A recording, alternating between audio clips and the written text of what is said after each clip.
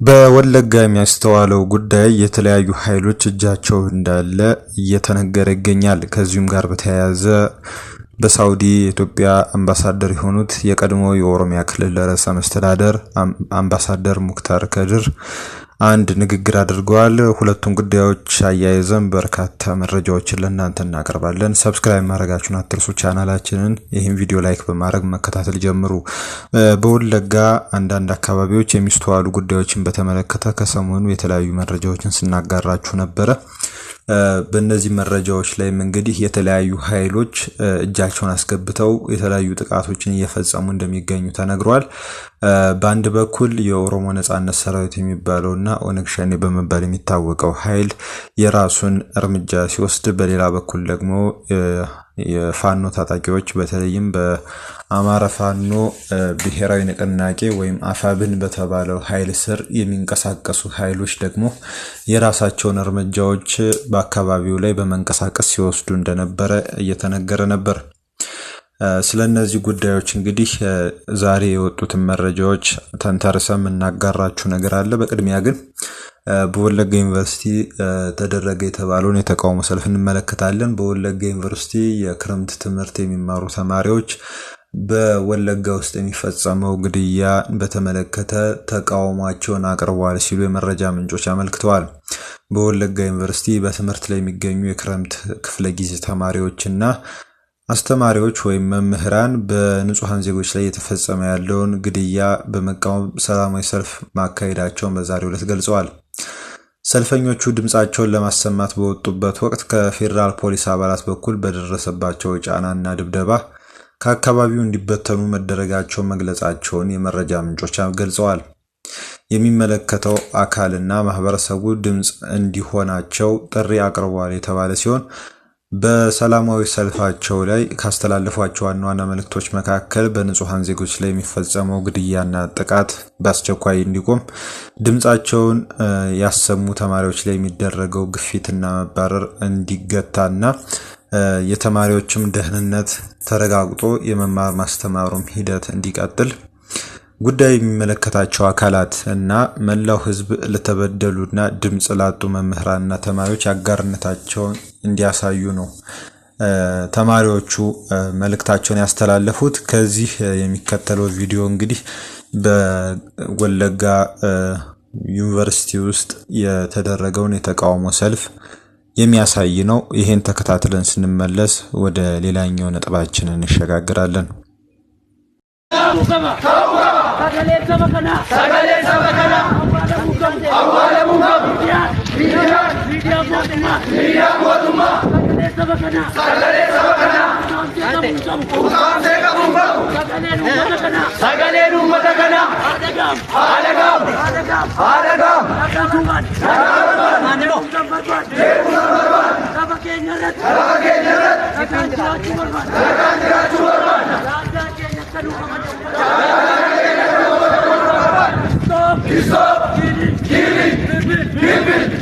Stop killing innocent people.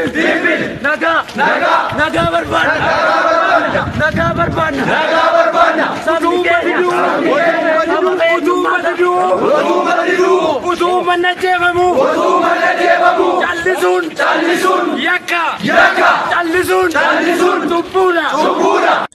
እንደተከታተላችሁት ነው ይሄንን ቪዲዮ ማለት ነው። የተቃውሞ ሰልፉ በዚህ መልኩ ነበር የተከናወነው።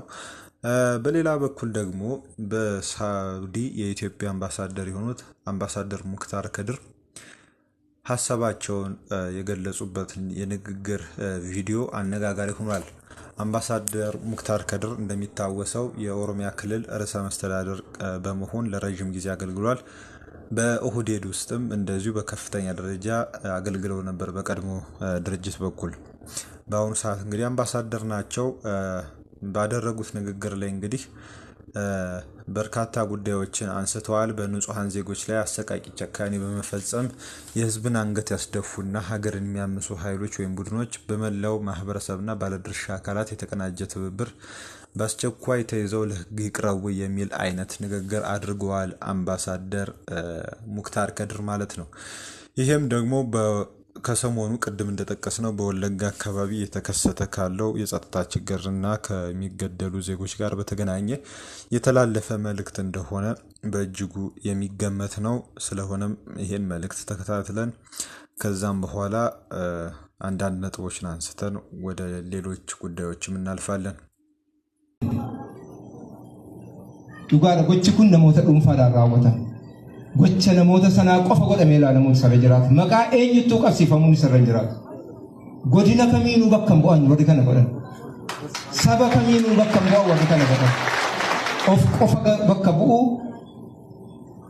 ጀራ ቆፈቱት ሲቲንጋፈተሙት ሰረጅራት ኩኒሞ ነፉ አከሲት ኢልሞ ነማራ ወንተ ከሲራ ወተሜ ሂነፉ ዮኒ ዲፍነለ ረብን ዲሱከን ዋ ረብስ ጅቡ ወንተ ራወተሜ የከ ጉዳ ዱጋዱ በቹዳ gaafa kana arginu rafneen bulle namni kana argee fayyaawan bulle natti fakkaata eenyuun keessan kanaaf gocha akkasii kun daddabalameera waggaa afraffaa dabalanii yeroo raawwatamu waggaadhaan yeroo eeggatee kaa maqaa godina tokko kan maqaa iddoo tokko dhahachuu danda'a garuu waggaa isaa eeggatee wanti kun raawwatama wanti kun kan raawwatamu immoo cal jedhameeti miti waan fiixaan baasuudhaaf hawwame yookaan bu'aa kana keessaa argachuudhaaf barbaadan bu'aa akkamiis akka ta'u kana gochuudhaan maaluu galma akkamii bakkaan gahuudhaaf akka raawwatamu wanta akkasii waan namaan galle dhugaa dubbachuudhaaf. Kanaaf uummata keenya irraa wanti eegamu sagalee tokko wanta kana abaaruu wanta kana dura dhaabbachuu namoota kana irratti immoo qooda fudhatan beekumsaan haa ta'u wallaalumaan haa ta'u dabarsanii saaxiluu dabarsanii kennuu akka sirraa waan kanarraa gochuu barbaachisaa. Gochi kun dabalamuu hin qabu yoo ta'e namoonni kanarratti qooda fudhatan kun badii raawwatamaniif badii raawwatan kanaaf itti gaafatamuutu isaanirra jiraata. Kanarratti shakkii tokko malee qaamoliin kana keessatti wanti kun nu qaanesseera nu salphiseera mataa nu cabseera. waan hadhaa akkasii argineen beeknu jedhee uummanni keenya hawaasni keenya socho'uu jalqabee jira. Sochiin kun waan yeroo tokko mul'atee dhaamu ta'uun isarra hin jiraatu. Hamma fiixa bahutti embasiin Itoophiyaa qoonsilaan keenya Jiddaan jiru mootummaan Itoophiyaa waan kana irratti hadheeffannaadhaan hojjeta kana irratti shakkii tokko qabaachuun isarra hin jiraatu. Kun garuu fiixa bahuu kan danda'u yoo garaarraa qulqullummaadhaan waan kana irratti jibba naasuu nutti dhagahame kana ንግግሩ ላይ እንደተመለከትነው ነው። በኦሮምኛ ነው ያደረጉት። እንግዲህ ጨመቅ ያለውን ሐሳብ አስቀድመን ነግረናችሁ ነበረ።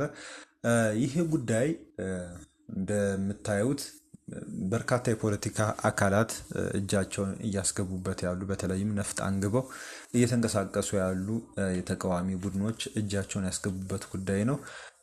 በሁለቱም ወገኖች ዘንድ የሚፈጸመው ጥቃት ለንጹሃኑ ዜጎች ነው ጦስ እየሆነ ያለው።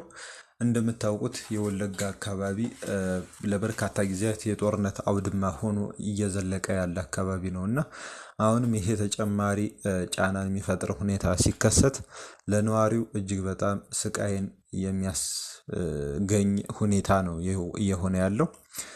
በሁለቱም የፖለቲካ አካላት ወይም ኃይሎች ለኦሮሚያ ክልል ህዝብ እታገላለሁ በሚለውና ለአማራ ህዝብ መብትና ጥቅም እታገላለሁ በሚለው መካከል የሚደረገው ፍትጊያ የአካባቢውን ዜጋ ያላማከለና ሁለቱንም ተጎጂ የሚያደርግ መሆኑ እሙን ነው። ሁለቱም በሚያደርጉት እንቅስቃሴም ደግሞ ድል እያገኘን ነው ቢሉም እንኳን እየደረሰ ያለው እልቂት ግን በእጅጉ የሚያስደነግጥ እንደሆነ ነው እየተነገረ ያለው። ስለሆነም በሁለቱም ወገን በኩል ቢቻል ከእንደዚህ አይነት ጥቃቶች የሚታቀቡበት ሁኔታ ቢፈጠርና አካባቢውም ለዘለቄታውም ሰላም የሚያገኝበት መንገድ በአጠቃላይ የኢትዮጵያ ህዝብ ከሚያገኘው መፍትሄ ጋር ተያይዞ የሚታይ ስለሆነ ይሄም ጉዳይ ቢታሰብበት ሲሉ አንዳንድ ወገኖች የሚያነሷቸው ሀሳቦች አሉ። በሌላ በኩል በምስራቅ ወለጋ ዞን ጊዳ አያና ወረዳ አንድ ወደ ዲጮ በተባለ ቦታ የፋኖ ቡድን የታጠቀ ኃይል አዲስ ጥቃት ከፍቷል የሚል መረጃ እየወጣ ይገኛል። የአካባቢው ነዋሪዎች ገልጸውታል። እንደተባለው የፋኖ ታጣቂ ኃይል በአካባቢው ላይ ጥቃት ሰንዝሯል ተብሏል። የኦሮሚያ ክልል የጸጥታ ኃይሎች ጥቃቱን ከህዝቡ ለማራቅ እንቅስቃሴ እያደረጉ ይገኛሉ ተብሏል፣ ከነዋሪዎቹ ዘንድ ማለት ነው። በሌላ በኩል በአካባቢው የሚገኘው የሀገር መከላከያ ሰራዊት ከዚህ በተቃራኒ እንግዲህ የፋኖን ቡድን የሚደግፍ ተግባር እየፈጸመ ነው በማለት ኦኤምኤን ክስ አሰምቷል ማለት ነው። በኦሮሞኛ ባሰራጨው ዘገባ ላይ ይህን አሰምቷል ማለት ነው። በምን ማስረጃ በምን መልኩ የሚለውን እንግዲህ ሊያስረዳ አልቻለም። እንግዲህ በትላንትናው ዕለት ባጋራናችሁ መረጃ ላይ በእጀባ እየመጣ የነበረ ከባንኮች የተሰበሰበ ገንዘብ ነበረ። ይህን ገንዘብ ያስረከቡትም መሳሪያም አሳልፈው ለፋኖ ታጣቂ ኃይሎችም የሰጡትም የመከላከያ ሰራዊት አባላት ናቸው የሚል አይነት ትርክትን ያዘለ ዘገባ ኦኤምኤን ሲያሰራጭ አይተናል። ይሄ አንደኛ በማስረጃ ላይ የተመሰረተ ነው ለማለት ይከብዳል። ምክንያቱም ኦኤምኤን ከሚሰራቸው በርካታ ዘገባዎች አንጻር ስንመለከተው ምኞት የታከለባቸው ወይም ሀሳብ የታከለባቸው ዘገባዎች ናቸው እና ይሄ በጣም ጎጂ የሆነ ነው። ከዚሁ ጋር በተገናኘ እንግዲህ በሀገር መከላከያ ሰራዊት ውስጥ የሚገኙ የኦሮሞ ተወላጅ አባላት በፋኖ ጥቃት በመበሳጨት በዚህ ኃይል ላይ ተገቢውን እርምጃ ሊወሰድ ይገባል የሚል አቋም በመያዛቸው ከ50 በላይ የሚሆኑት ትጥቃቸው ተገፈው ወደ ካምፕ እንዲገቡ መደረጋቸውን መረጃ ምንጮች ገልጸውልናል ብለው ኦኤምኤን ዘግቧል። እንግዲህ ይሄ እስካሁን ድረስ በገለልተኛ አካል ያልተረጋገጠ ነው። ሁለተኛ ነገር ደግሞ ማስረጃውስ የት አለ? የድምፅ አለ? የምስል አለ? ምንድን ነው የሚለውን ነገር እንግዲህ እስካሁን የቀረበ ነገር የለም። ኦኤምኤን ከዚህ በፊት እንግዲህ አንዳንድ ሰዎች ሲቀልዱ ኢቲቪ አንዳንድ የአዲስ አበባ ነዋሪዎች የሚል ቮክስ ፖፕ የሚባል አለ በጋዜጠኝነት ውስጥ ማለትም ሰዎችን በማነጋገር መረጃ የመሰብሰብ ወይም ደግሞ እንደ ግብአት መጠቀም ማለት ነው እና አንዳንድ የአዲስ አበባ ነዋሪዎች የሚለውን ቃል ኢቲቪ ሲጠቀመው 2 ወይም 3 ሰዎች ሊሆኑ ይችላሉ እንግዲህ በቮክስ ፖፕ ውስጥ የሚታዩ ማለት ነው እና እንደዚህ አይነት ቅርጽ ያለው እንግዲህ በኦኤምኤን በኩል የሚገለጽ አለ ወይ የመረጃ ምንጮቻችን ወይ እንደዚህ የአካባቢው ነዋሪዎች የሚባል ነገር አለና ነገር ግን ታንጂብል የሆነ ነገር አይገኝም ወይም አይታይም እና አንዳንዴ የኦኤምኤን አዘጋገብ ትንሽ አስቸጋሪ ነው። ባለው ሁኔታ ላይ እሳት ቤንዚን የሚያርከፈክፍ እሳቱን የሚያጠናክር አይነት አዘጋገብ ነውና ይሄ ዘገባ እውነት ይሁን ውሸት እንኳን አልታወቀም ማለት ነው። በሌላ በኩል ግን አሁንም ይሄ ጊዳ አያና ባልነው አካባቢም እንደዚሁ ደግሞ ፈንድቃ ከተማ የተለያዩ ጥቃቶች ሲፈጸሙ ስለመዋላቸው ነው የተነገረው። በርካታ ወጣቶች ክብሪትና ናፍጣ ይዘው ከጊዳ አያና ወረዳ ተነስተው በ4 ኤፍኤስአር እንግዲህ ይሄ ካውንተር ናሬቲቭ የሆነ ማለት ነው። ካውንተር ናሬቲቭ ማለት በተቃራኒው መልኩ ደግሞ የሚሰራጭ መረጃ ነው። ቅድም እንግዲህ ፋኖ አጠቃ ተብሏል አንድ ወደ ዲጆ። በሌላ መረጃ ምንጭ በኩል ደግሞ በ4 ኤፍኤስአር ቄሮች ተጭነው ወደ አንድ ወደ ዲቾ እየገቡ ነው የሚል መረጃ ደግሞ እያሰራጩ ነው ማለት ከፋኖ ጋር አፊሊዬሽን ያላቸው ወገኖች ማለት ነው። እናም ከመንግስት የጸጥታ አካላት ወይም የታጠቁ አካላት ጎን ለጎን እየተከተሉ የአማራ ተወላጆችን ንብረት የማውደም ስራ እየሰሩ ነው የሚል መረጃ ነው እያሰራጩ ያሉት እንግዲህ እና ይሄንንም በገለልተኛ አካል ማረጋገጥ አልተቻለም። በጣም ብቻ ብዙ አነጋጋሪ መረጃዎች እየወጡ ነው የሚገኙት ማለት ነው በዚህ ጥቃት ዙሪያ። እንግዲህ እንደነገርናችሁ ነው እንግዲህ ያለው ሁኔታ በሁለቱም ወገን ጥቃት ደርሶብናል የሚል ነው። በዚህኛው ሳይድ ፋኖ አጠቃን ነው፣ በዛኛው ሳይድ ኦላ የሚባለው ወይም ኦነግ ሸኔ አጠቃን የሚል መረጃ ነው እየወጣ ያለውና ገለልተኛ አካል በእውነት እየተጠቃ ያለውና እያጠቃ ያለው አካል የትኛው ነው ስለሚለው አረጋግጦ ያወጣው ነገር የለምና ትንሽ መረጃዎቹን እንደዚህ ሁለቱንም እናቀርበው ለመፍረድም አድማጭ አድምጦ ለመፍረድም እንዲመች በሚል ነውና እንግዲህ ጄኒዩን የሆነ የዘገባ ስራ እስካሁን የታየ የለም ስለ አካባቢው ሁኔታ የሚገልጽ ማለት ነውና ብቻ አስቸጋሪ ነው የወለጋ አካባቢ ጉዳይ ማለት ነው። ከዚሁ ጋር በተገናኘ አዲስ ስታንዳርድ የተሰኘውም ድረገጽ አንድ ሰፋ ያለ ዘገባ አውጥቶ ነበረ በዚሁ በወለጋ ጉዳይ ጋር በተገናኘ እሱን ወደ በኋላ ላይ እናቀርብላችኋል። አሁን ግን የኦሮሞ እህትማማቾች ኢንስቲትዩት ወይም ኦሮሞ ሲስተርሁድ ኢንስቲትዩት በምዕራብ ኦሮሚያ ወለጋ አካባቢ በንጹሐን ዜጎች ላይ እየተፈጸመ ያለ ነው ያለውን ተደጋጋሚ ጥቃት በጥብቅ እንደሚኮንን ገልጿል። ኢንስቲትዩቱ እንግዲህ እንደ ፈረንጆቹ አቆጣጠር ኦገስት 20 ቀን 2026 በትላንትናው ዕለት ማለት ነው ባወጣው ይፋዊ መግለጫ ላይ እንዳስታወቀው በአካባቢው የሚኖሩ ማህበረሰቦች ለዓመታት ለስደት ለእንግልትና ለፍርሃት መዳረጋቸውን ጠቅሶ በሺዎች የሚቆጠሩ ዜጎች ቀያቸውን ንብረታቸውንና ቤተሰቦቻቸውን ጥለው ለመሰደድ ተገደዋል ብሏል። በቅርብ ጊዜያት በጊዳያናና በአንገርጉተ አካባቢዎች የተፈጸሙ ጥቃቶች ይበልጥ እንደተባባሱ መረጃዎች እንደሚያመላክቱ የዚሁ ተቋም መግለጫ የጠቀሰ ሲሆን ነዋሪዎች ሕይወታቸውን ለማዳን መሰደዳቸውን፣ ንጹሐን ዜጎች በመንገድ ላይና በየቤታቸው መገደላቸውን እና ሌሎች አሳዛኝ ክስተቶችን ለመረዳት ችለናል ሲል ተቋሙ አመልክቷል። በዚህ ማህበረሰቡ ለከፍተኛ ድንጋጤና ፍርሃት ተዳርጓልም ብሏል። በርካታ የአካባቢው ነዋሪዎች ጥቃቱን ያደረሰው ፋኖ የተባለው የታጠቀ ቡድን እንደሆነ እንደሚናገሩ የጠቀሰው መግለጫው የመንግስት አካላትም የተጎዱ ማህበረሰቦችን ከመጠበቅ አኳያ በቂ እርምጃ አልወሰዱም የሚሉ ትችቶችም ሆነ ስጋቶች መነሳታቸውን አመልክቷል። እውነታው ተጣርቶ ተጠያቂነት እንዲሰፍን ገለልተኛና ግልጽ የሆነ ምርመራ መደረግ እንዳለበትም አሳስቧል። አሁንም የቀጠለው ጥቃት የነዋሪዎችን ሕይወትና ደህንነት ብቻ ሳይሆን የጠቅላላውን አካባቢ መረጋጋትና መጻኢ ዕድል ላይ አደጋ የሚጥል ነው ያለው ይሄው ኢንስቲትዩት የዓለም አቀፍ ማህበረሰብ፣ የሰብአዊ መብት ተቋማት፣ ፖሊሲ አውጪዎችና የዲያስፖራ አባላት የችግሩን አጣዳፊነት ተገንዝበው ንጹሐንን ለመጠበቅ ተጨማሪ ስደትን ወይም መፈናቀልን ለማስቆምና ተጠያቂነትን ለማረጋገጥ የሚደረጉ ጥረቶችን ይደግፉ ሲልም ነው ተቋሙ ጥሪ ያቀረበው። ኢንስቲትዩቱ አክሎም ዝምታ መፍትሄ አይደለም በማለት የማህበረሰብ አባላት፣ ተሟጋቾች፣ የሃይማኖት መሪዎች፣ ወጣቶች፣ ሴቶችና የዲያስፖራ አባላት በጋራ በመቆም ለተጎዱ ወገኖች ድጋፍ ያድርጉ፣ ሰብአዊ መብቶች ሲጣሱ በአስተማማኝ መንገዶች ሰነድ በማዘጋጀት ያጋልጡ፣ እንዲሁም ለፍትህ በሰላማዊ መንገድ ይታገሉ ሲልም ነው ጥሪ ያቀረበው ማለት ነው።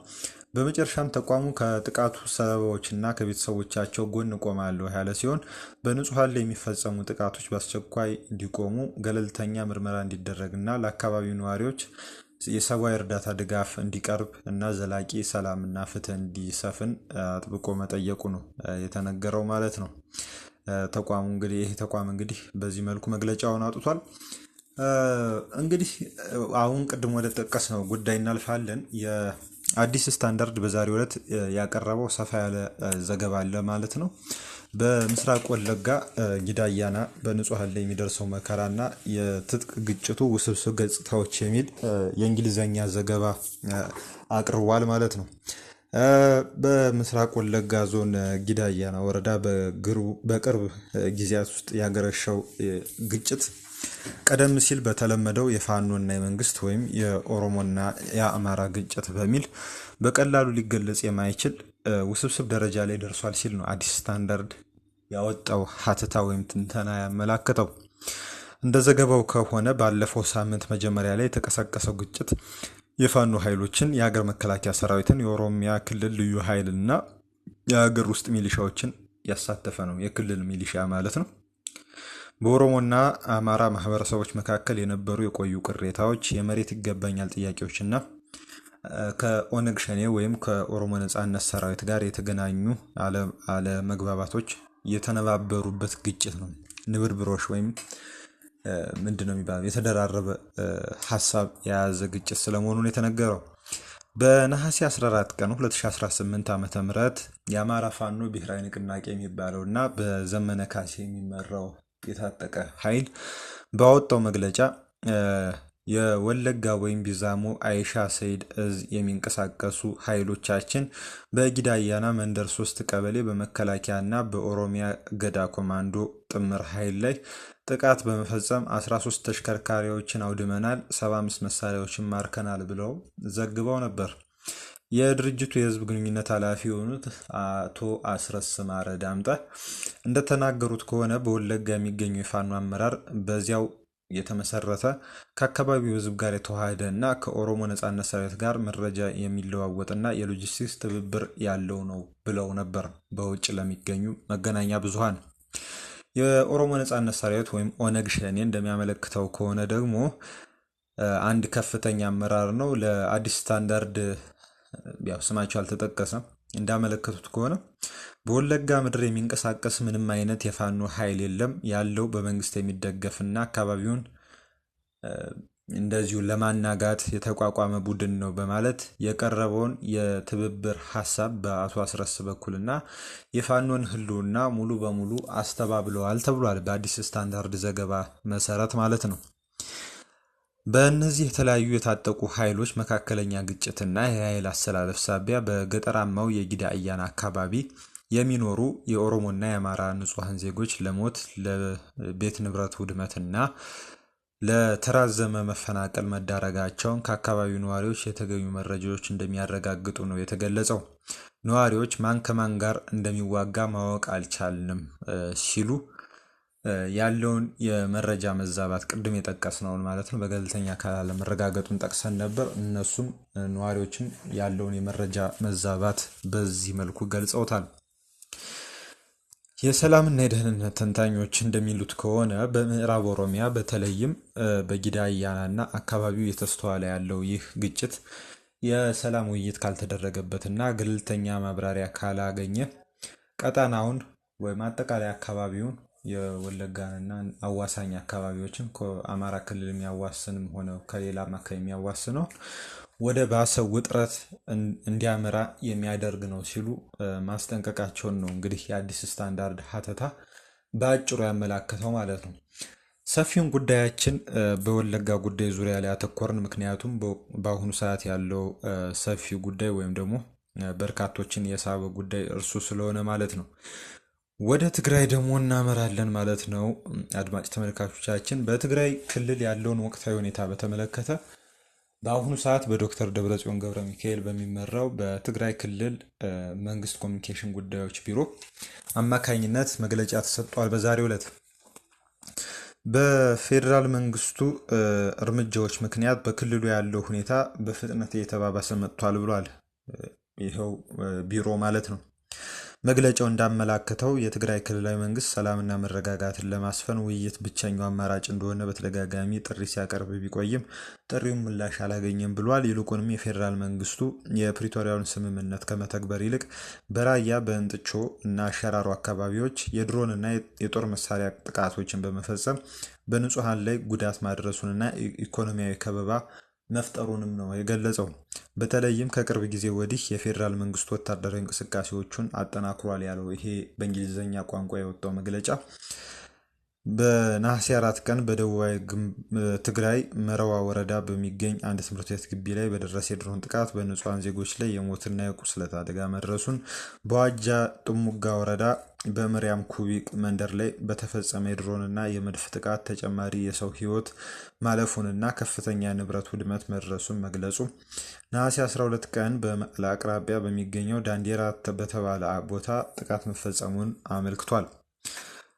በመቀለ ከተማ ሐውልቲ ክፍለ ከተማ መሞና በተባለው ሰፈር የሚገኙ የመምህራን መኖሪያ ቤቶች ላይ በተፈጸመ የአየር ጥቃት ህፃናትን ጨምሮ ቢያንስ 13 ሰዎች መቁሰላቸውንና በቤቶች ላይ ከፍተኛ ውድመት መድረሱን የክልሉ ኮሚኒኬሽን ጉዳዮች ቢሮ አስታውቋል።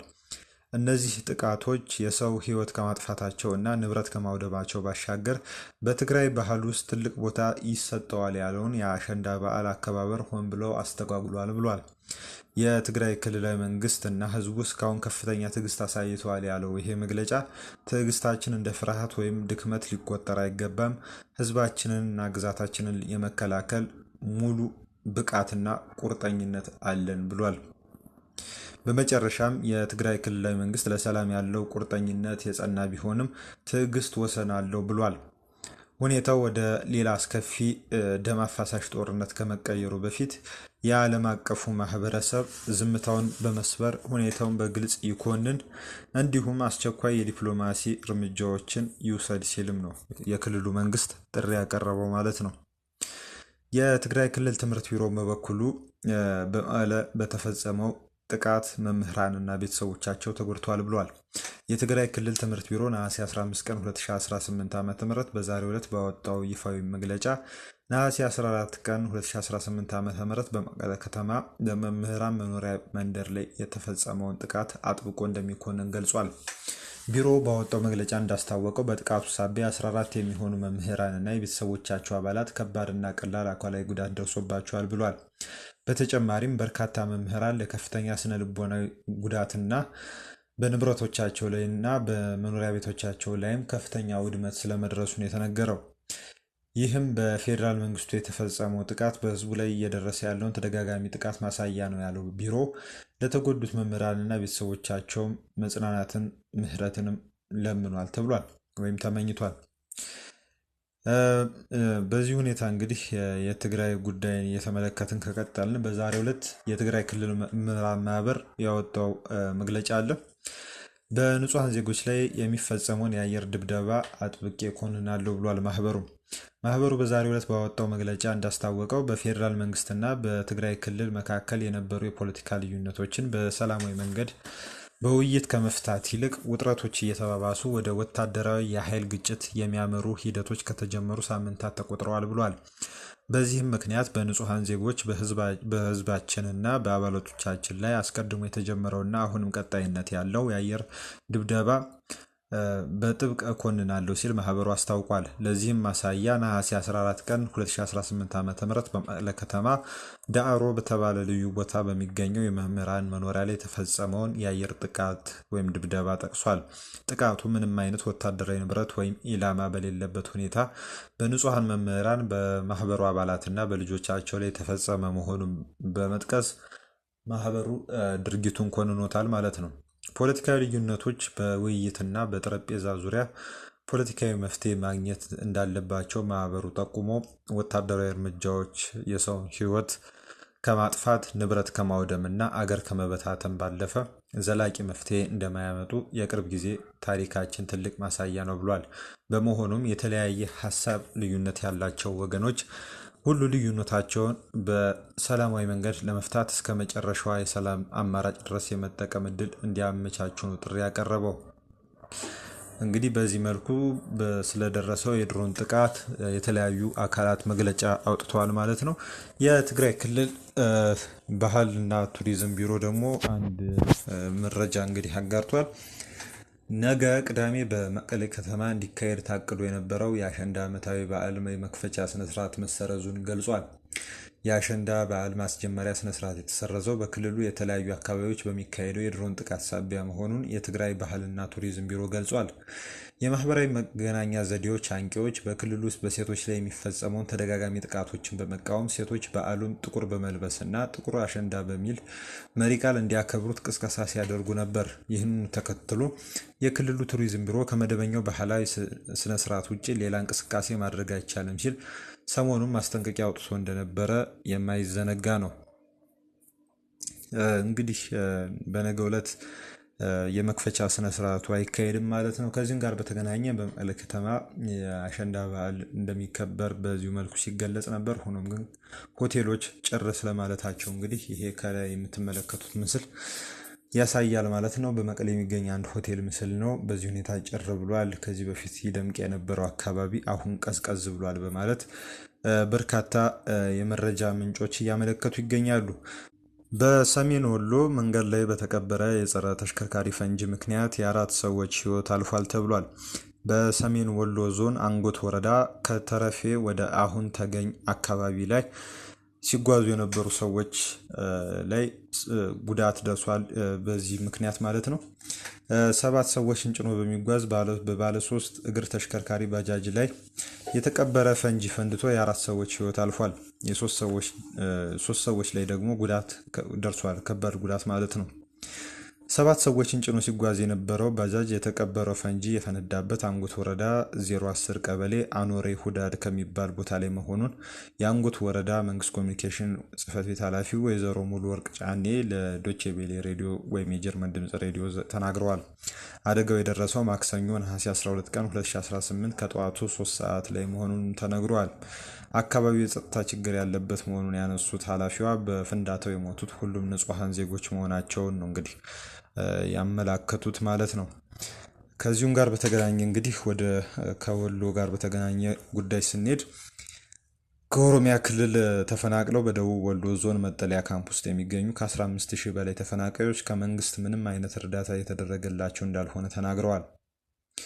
ከኦሮሚያ ክልል ከቄለም ወለጋ፣ ከሆሮ ጉድሩ፣ ከምስራቅ ወለጋ እንዲሁም ከነቀምቴ አካባቢ በማንነታችን ምክንያት በ2013 ዓ.ም ከተፈናቀሉበት ጊዜ ጀምሮ እስካሁን በአማራ ክልል ደቡብ ወሎ፣ ሰሜን ወሎ እና ደብረ ብርሃን የመጠለያ ካምፕ ውስጥ እነዚሁ ተፈናቃዮች ተጠልለው ይገኛሉ። በደቡብ ወሎ ዞን ውስጥ የሚገኙት እነዚሁ ተፈናቃዮች በሸራ ውስጥ የተጠለሉ ሲሆን በዚህም የፀሐይና የብርድ መፈራረቅ፣ የምግብ እጥረት እንዲሁም በእነዚህ ወገኖች ላይ ኃላፊነት የሚወስድ አካል አለመኖሩ አስቸጋሪ ሆኖብናል ብለዋል።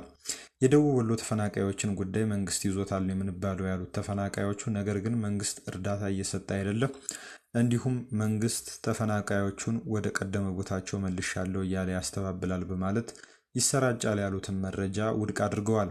አያይዘውም መንግስት ካምፕ እንዳለ ያምናል፣ ነገር ግን ምግብ አይሰጥም። ሆኖም ደቡብ ወሎ ላሉ ተፈናቃዮች እኔ ነኝ ኃላፊነት የምወስደው ምንም አይነት ድርጅት አይገባም ይልና እሺ እርዳታው ይሰጠን ብለን ስንጠይቅ ከ5 ወራት በኋላ ስንዴ ወይም ደግሞ በቆሎ ብቻ ይሰጣል ሲሉ ወቅሰዋል።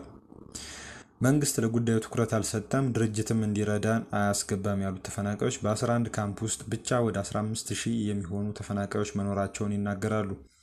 ማህበረሰቡ ጋር ተቀላቅለው የሚኖሩ ደግሞ በእጥፍ ሊልቁ እንደሚችሉ በመጥቀስ በአጠቃላይ በደቡብ ወሎ ዞን የተፈናቀሉ ዜጎች ቁጥር ከ34000 በላይ እንደሆነ ተናግረዋል። በተጨማሪም የምግብ አቅርቦት እጥረት በከፍተኛ ሁኔታ ተከሰተ የሚገልጹት ተፈናቃዮቹ በተለያዩ አካባቢዎች እንግዲህ ተበታትነው እንደሚገኙ ነው ያመላከቱት ማለት ነው። በተለይ ደግሞ በሰላም እጦት ምክንያት ቤተሰቦቻቸውን ያጡ ከ90 በላይ የሚደርሱ ህጻናት መኖራቸውን የሚገልጹት ደግሞ የተፈናቃዮቹ ሰብሳቢ የሆኑት ግለሰብ ህጻናቱ ወላጅ እንዳለው ልጅ ሳይሆን እንዲሁ ከሌሎች ተፈናቃዮች ጋር አብረው እንደሚኖሩ አስረድተዋል። የሚያሳድጋቸውም ኃላፊነት የሚወስድም የለም በማለት እንግዲህ ተናግረዋል ማለት ነው። በዚህ ሁኔታ እንግዲህ በጣም በችግር ውስጥ እንደሚገኙ ተፈናቃዮቹ ገልጸዋል ማለት ነው። በመንግስት በኩል በጉዳዩ ዙሪያ እስካሁን የተሰጠ ምላሽ የለም። እንደ መጨረሻ እንግዲህ አንድ መረጃ እናገራችሁ። የሶማሊያ የባህር ላይ ወንበዴዎች የኤርትራን ባንዲራ እያውለበለበች ስትጓዝ የነበረች አንዲት የነዳጅ ጫኝ መርከብን በየመን የባህር ዳርቻ ላይ መጥለፋቸው ተነግሯል። እንግዲህ ይሄ የነዳጅ ጫኝ መርከብ ለኢራን የሚያገለግል በሚስጥራዊነት የሚያገለግል የኤርትራን ባንዲራ አንግቦ የሚንቀሳቀስ መርከብ በመሆኑ ምክንያት በቁጥጥር ስር ውሏል ሲሉ የየመን ሀውቲዎች ጋር ቅርበት ያላቸው የመረጃ ምንጮች አመልክተዋል። በዚህ መስመር እንግዲህ የመርከብ ሲጠለፍ ወይም ደግሞ በባህር ላይ ወንበዴዎች ቁጥጥር ስር ሲውል በ4 ቀናት ውስጥ ለሁለተኛ ጊዜ ነው ማለት ነው። በዚህ አካባቢ ባለፉት በዚህ ዓመት የመጀመሪያዎቹ 5 ወራት ብቻ 17 ከባህር ላይ ወንብድና ጋር የተያያዙ ክስተቶች መመዝገባቸውን የተነገረው ይሄኛው አንደኛው አካል እንደሆነ ነው የተዘገበው ማለት ነው። አድማጭ ተመልካቾቻችን ስለተከታተላችሁ እናመሰግናለን። የዩቲዩብ ቻናላችን ሰብስክራይብ አድርጉ። መልካም ጊዜ